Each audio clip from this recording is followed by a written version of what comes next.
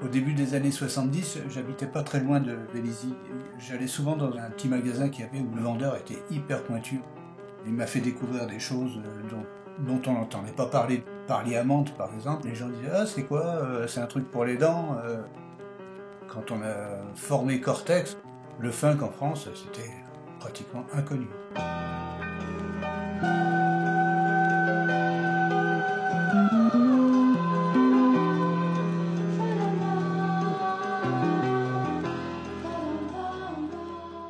Les samples, ça me passait un peu au-dessus de la tête.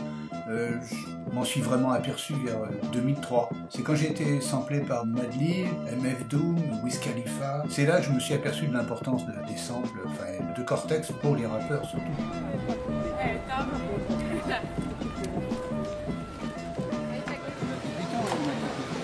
Elle était dans une soirée et tout d'un coup elle entend Amsterdam. Donc elle dit à cette époque, là, c'est mon oncle qui a fait ça. Et donc tout le monde me dit « Ah, c'est Rick Ross ton oncle ?» Donc j'expliquais « Non, non, c'est lui qui a signé la musique. » Voilà. Ils étaient tous en délire après.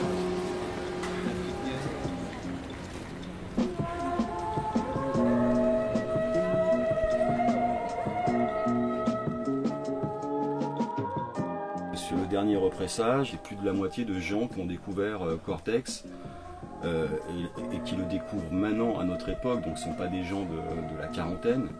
Et évidemment, ils le découvrent par les samples de tous les rappeurs, parce que la liste est longue. Hein. La liste est longue. Donc tout ça, ça dynamise. Et là, je suis en train de me dire que finalement, le Troupeau Bleu, c'est comme certains albums classiques de soul des années 70. Il y aura toujours des repressages et il y aura toujours des gens qui vont découvrir l'album peut-être dans 5 ans, peut-être dans 10 ans. Donc c'est un album de catalogue à vie.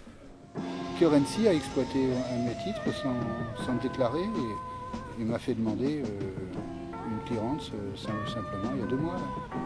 Il a voulu m'imposer un tarif que j'apprécie pas, donc moi j'ai dit non, c'est mon tarif ou rien. Et bon, je crois qu'il continue à exploiter la chose malgré tout. Bon, on va voir comment ça va se passer. Moi, en tant que particulier, tu comprends bien que je ne vais pas demander à Maître Huret d'aller à la chasse à tous les rappeurs américains. Il va me demander ma maison, moi, hein, tu vois, je veux dire, donc j'ai pas envie.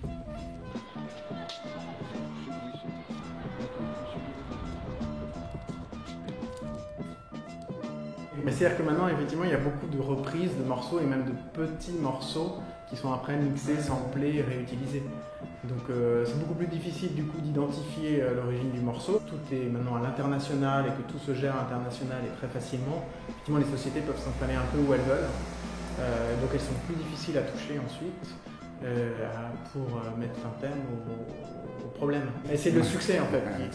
Si vous n'avez pas de succès, personne ne vous copie, vous n'intéressez personne. À partir du moment où vous avez du succès, c'est là où effectivement les problèmes commencent. Pour cette thématique, c'est effectivement mon seul client. Et après, il n'y en a pas beaucoup non plus. Les artistes français dans le domaine des musiques électroniques ou des musiques nouvelles et qui sont samplées aujourd'hui, notamment aux États-Unis, c'est quand même très très restreint. Ce qui est agréable avec Def Jam pour les contrats de Rick Ross, c'est qu'il n'y a pas de discussion de tarifs.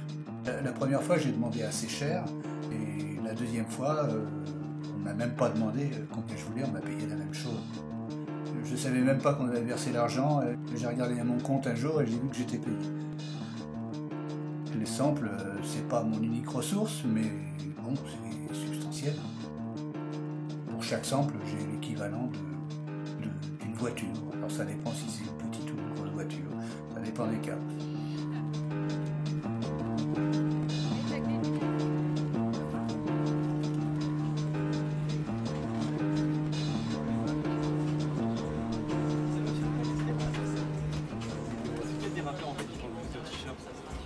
Je pense que Rick Ross, Wiz Khalifa et Lil Wayne, ça c'est... Qui ça? Lil Wayne et Rick Ross. Je connais pas Lil Wayne. Alors Lil Wayne, Et c'est un Def Jam aussi, lui? Non. Non, tu connais pas. Il y en a un dans les Halles qui connaît Cortex. Je le connais. Toi aussi, avant. C'est pas la Cortex de 80. Sur un disque, j'expose 40 000 idées. Eux, ils en prennent une et ils la mettent en boucle. Et c'est eux qu'on appelle les vedettes. Tyler the Creator, oui. Oui. Je n'ai pas trop compris ce qu'il faisait comme création d'ailleurs. Mais enfin bon, je sais que j'ai écouté ça. Ouais. Creator, ça veut bien dire créateur hein, en anglais. Bon. Enfin, ce qu'il a fait avec ces mots, je ne comprends pas suffisamment l'anglais pour comprendre, mais ce qu'il a fait avec ma musique, je n'ai pas trop compris. C'est sûr que c'est pas ni avec mon trio ni avec Cortex que je vais atteindre la popularité de Rick Ross. Je vois bien les commentaires sur YouTube. Cortex, il faut que j'aille voir ce que c'est. La preuve en est, c'est qu'on commence à vendre aux États-Unis. Tant mieux pour moi, hein. À 85 ans, je vais finir par être une star, mais il faut que j'y arrive.